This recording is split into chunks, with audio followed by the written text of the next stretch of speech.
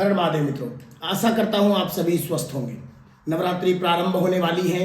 माँ भगवती अपने भक्तों पर कृपा बरसाएंगी। परंतु क्या आप जानते हैं कि नवरात्रि 9 ही क्यों होती हैं? क्योंकि 9 का अंक अक्षय है, अक्षत है, कट नहीं सकता। 9 का अंक अति शुभ माना गया है। माँ के गर्भ में भी जातक 9 महीने तक व्याप्त रहता है।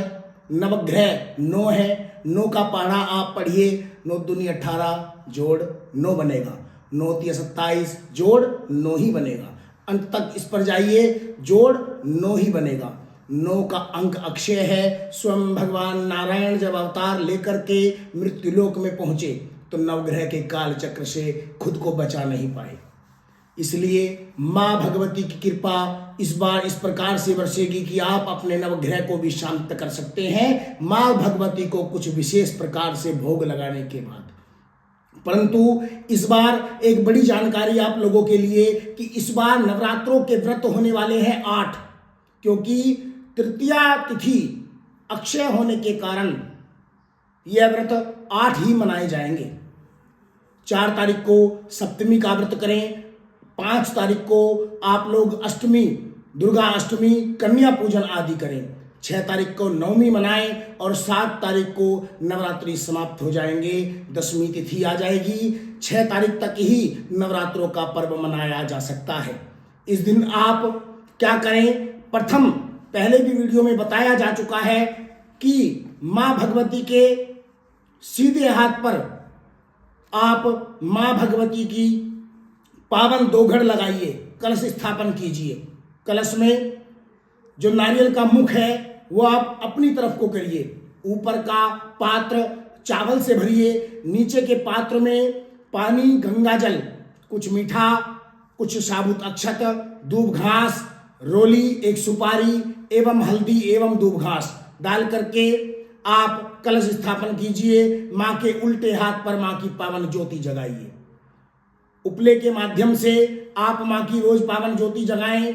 उसमें एक पान का पत्ता, एक लौंग, एक सुपारी डाल करके माँ भगवती को अर्पण विशेष रूप से करें। माँ भगवती आपकी समस्त मनोकामनाएं पूर्ण करेंगी। क्या करना है? इस दिन घट स्थापन का समय आप सभी सुनिए। प्रथम नवरात्रि को 6:13 से 10:22 तक प्रथम मुहूर्त रहेगा। दूसरा मुहूर्त 12:01 से 12:50 तक का शुभ मुहूर्त बताया गया है। अगर आप इन मुहूर्तों में स्थापना करते हैं, अपनी पावन ज्योति जगाते हैं, तो आपकी समस्त मनोकामनाएं पूर्ण होगी। जिस मनोकामना को लेकर के इस नवरात्रि का आप अनुष्ठान कर रहे हैं, निश्चित ही सफल होंगे।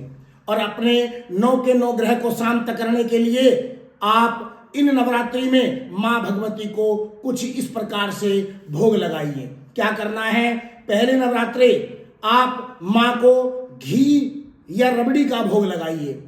दूसरे नवरात्रि में माँ ब्रह्मचारिणी और चंद्रघंटा की पूजा एक साथ होगी, इसलिए केसर युक्त खीर बना करके मिश्री उसमें डाल करके आप माँ को भोग लगाइए। चौथे नवरात्रि में मालपुए का भोग लगाइए। बुद्धिवर्धक होती है और बुद्ध को शांत करेगी। उसके बाद माँ स्कंद माता का क्रम आता है, आप इसमें माँ को केले का भोग लगाइए। फिर कात्यायनी माँ का भोग आता है, उसमें आप पान के पत्ते पर शहद और बताशा रख करके आप उसका भोग माँ को लगाइए। 5वें व्रत में माँ स्कंद माता को केले का भोग लगाइए। 6वें व्रत में माँ कात्यायनी को एक पान के पत्ते पर शहद और बताशा रख करके उसका भोग लगाइए। और 7वें व्रत में माँ कालरात्रि, माँ भद्रकाली, माँ काली की पूजा करते हुए गुड़ एवं तिल का भोग उनको अर्पण कीजिए। उसके बाद महागौरी की पूजा होती है।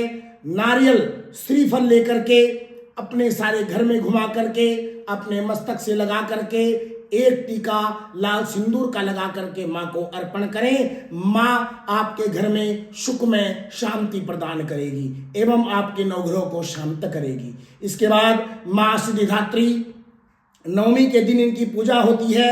हलवा और चने का भोग इनको लगाया जाता है।